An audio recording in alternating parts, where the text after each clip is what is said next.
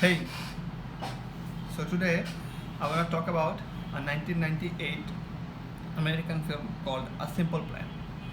This film is adapted for a book by Scott B. Smith called also A Simple Plan, and he is also the screenwriter of this film, and it is actually directed by Sam Raimi. As it is directed by Sam Raimi, and I love almost all of Sam Raimi's work, I wanted to check out this film for a long time, and I recently got around to watching it. And this film is interesting because at a glance, this film has a lot of similarities with Fargo, the film directed by Coen brothers. This film was released in 1998, and Fargo was released in 1996. But the thing is, this film was extensively in development hell, where a lot of different writers, directors, and actors were attached to this and were meant to do it.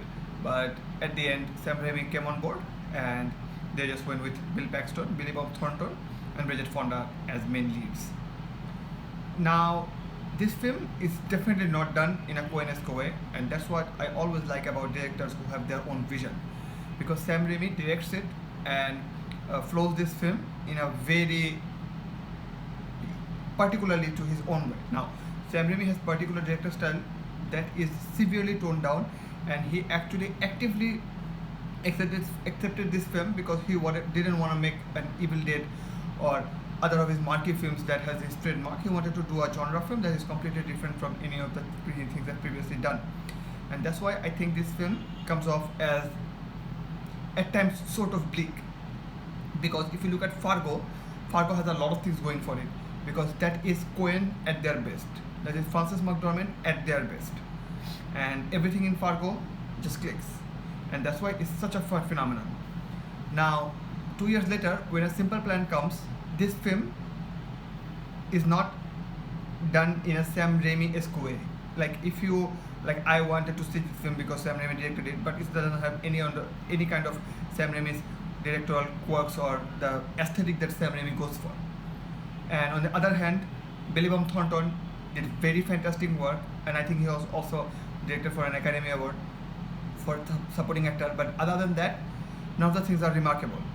Both of these films are actually set in Minnesota in dead of winter, where there's snow out everywhere. So the cinematography and the landscapes, a lot of things can be similar. But the thing is, this film, I believe, holds its own, because whereas Fargo goes for the deadpan noir aesthetic that it has, this film is much more subtle, I would say much more palatable, and much more easygoing for everybody. Now, I don't know if that makes it a superior film to Fargo or inferior. Even I think this film will always run under the shadow of Fargo, because there's just no way around it, and at this point I don't think they even tried it. Or I guess in 1998 Fargo was such a big sensation, but I believe this film actually works absolutely fine. This film has its ups and downs. The way the story unravels, you kind of get a inkling, and I really wish they had did some things different, because in that way I can see this film really catching up to or overcoming Fargo. But for now, I think this film is just absolutely okay film, and even though it's enjoyable, there's nothing to write home about.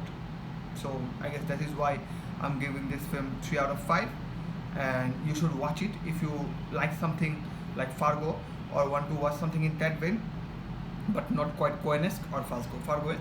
Then I think this film is perfect for you.